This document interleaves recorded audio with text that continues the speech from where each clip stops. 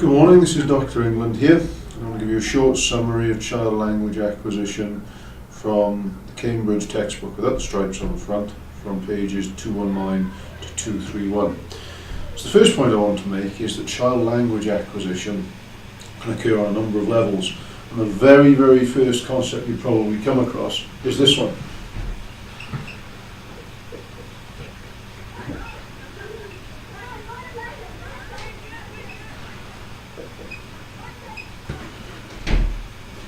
Motherese or parentese is a simplified form of language spoken by a caregiver or a parent or mother towards a child, which will often be intoned in a particular way and have an attractive way of being presented.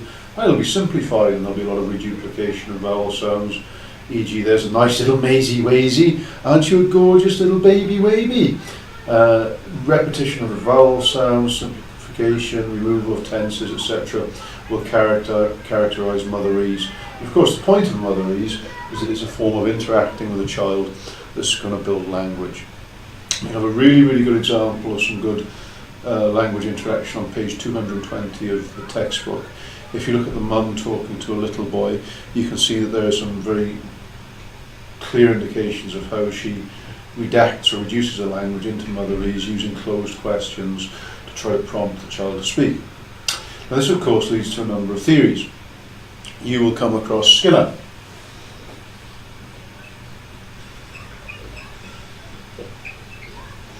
There he is, up there. Skinner was a behaviouralist and he believed that language patterns were reinforced by interaction with others, and he came up with his idea of a language acquisition support system, otherwise known as a LAS.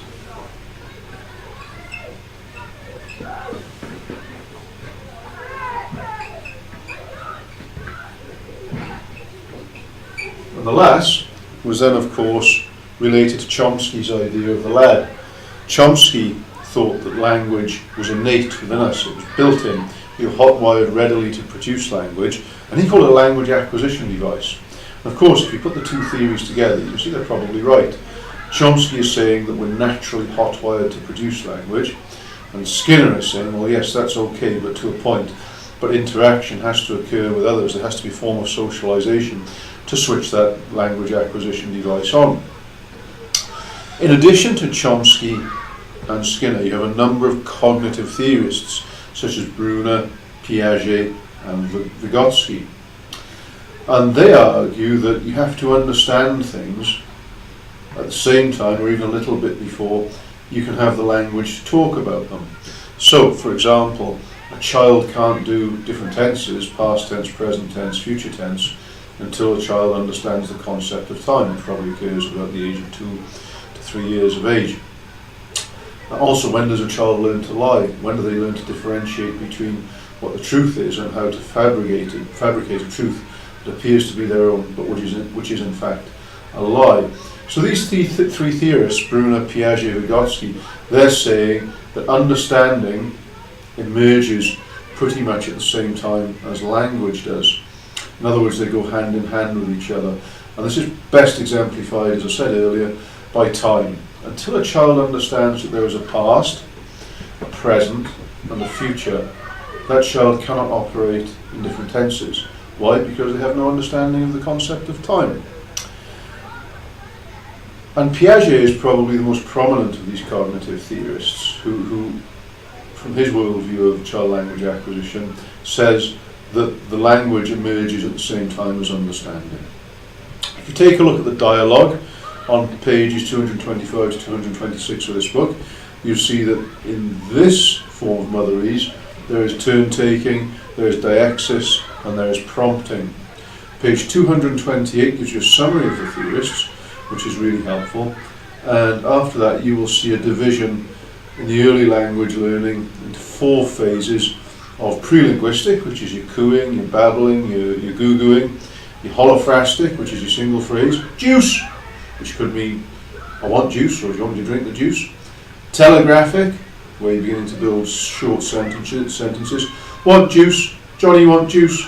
And post-telegraphic, where children are starting to speak in multiple clauses and use auxiliary verbs like I've been in the garden, I've gone to the beach, I've went to the beach, matters like that. And then that of course builds into the older learning beyond the age of 60 months or so. Before I finish off, these early stages of child language acquisition, don't forget Halliday's functions of language. There are 7 of them: heuristic, instrumental, representational, imaginative, regulatory, interactional, and personal. Let's run through them. I'll put them on the board as a mnemonic. Hiri, grip. So heuristic is the first function of language, and Halliday says this is when children use language to explore the world by asking why, by creating stories and asking questions about those stories, or asking questions to others about stories. Instrumental, first I, is all about satisfying a need, obtaining a drink, obtaining something to eat. Regulatory, the first R, is about commanding and questioning. Next I, imaginative, is about storytelling. Next R is about representing or relaying information. Second I is for interaction, so socially interacting with others, building relationships. And the P is for personal opinion, or how you use language to express personal opinion. And finally, don't forget Professor Aitchison, Wraith Lectures 1996. She's got her own website. I don't know if you can read this. I'll try and put it on the board at the top there. Check her out. Very useful when thinking about language in terms of labelling, packaging and network building, and of course she has her own website. So that's the Cambridge book, Without the Stripes. I'll try and put up a couple of summaries later on.